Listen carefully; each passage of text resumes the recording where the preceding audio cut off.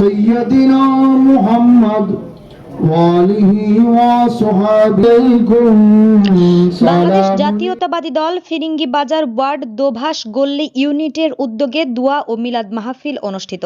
৩৩ নং ফিরিঙ্গি বাজার ওয়ার্ড দোভাষ গল্লির আল্লাহ সবার পক্ষ থেকে আল্লাহ আসন থেকে আল্লাহ পাক রব্বুল আলামিন দানব শীষ মার্কায় আল্লাহ প্রার্থী হয়েছেন জনাব আলহাজ আবু সুফিয়ান সাহেব।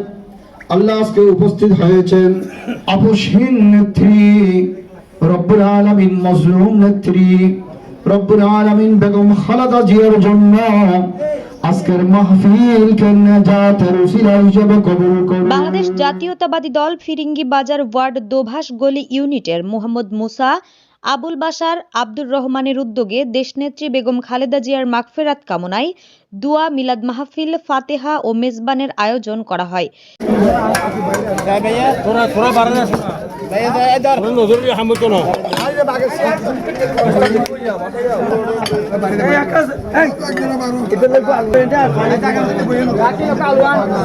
এতে উপস্থিত ছিলেন চট্টগ্রাম ৯ সংসদীয় আসনের ধানের শীষের মনোনীত প্রার্থী আলহাজ আবু সুফিয়ান।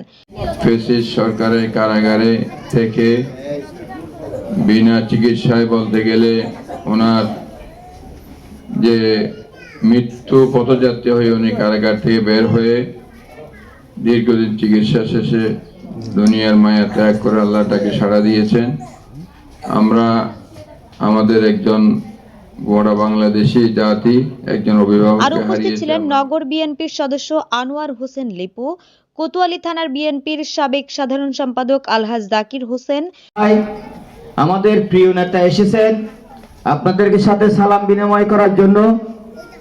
আগামী 12ই ফেব্রুয়ারি যে নির্বাচন আছে সেই নির্বাচনে আপনারা সবাই উপস্থিত হয়ে আমাদের নেতাকে দেখবেন, ভোট সেন্টারে যাবেন, ধানের শীষে ভোট দিয়ে জয়যুক্ত করবেন। চট্টগ্রাম নগর বিএনপির সাবেক তথ্য ও গবেষণা বিষয়ক সম্পাদক হামিদ হোসেন, কোতোয়ালী থানা বিএনপির সাবেক সহ-সভাপতি আমিনুর রহমান মিয়া, ফিরিঙ্গি বাজার ওয়ার্ড বিএনপির আহ্বায়ক সাদিকুর রহমান রিপন, সদস্য সচিব জাহেদ আহমেদ, যুগ্ম আহ্বায়ক নূর মুহাম্মদ ওয়াসিম, যুবদল নেতা আশরাফ উদ্দিন, আতিকুর রহমান, স্বেচ্ছাসেবক দলের আহ্বায়ক জাহেদ হক সোহেল, তুষার, শাওন, জামাল সহ ওয়ার্ড বিএনপির ও অঙ্গ সংগঠনের নেতৃবৃন্দ।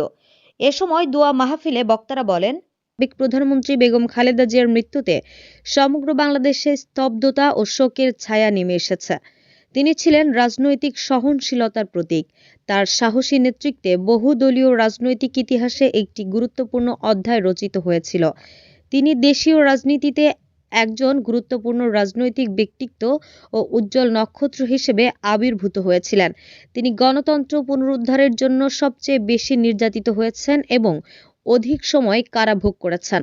তিনি নানা সংকটে কারাবরণ ও অসুস্থতার মধ্যেও রাজনৈতিক দৃঢ়তা ও ধৈর্য প্রদর্শন করে দেশকে এগিয়ে নিয়ে গেছেন। দেশ এই ক্রান্তিকালে একজন অভিভাবক হারালেন।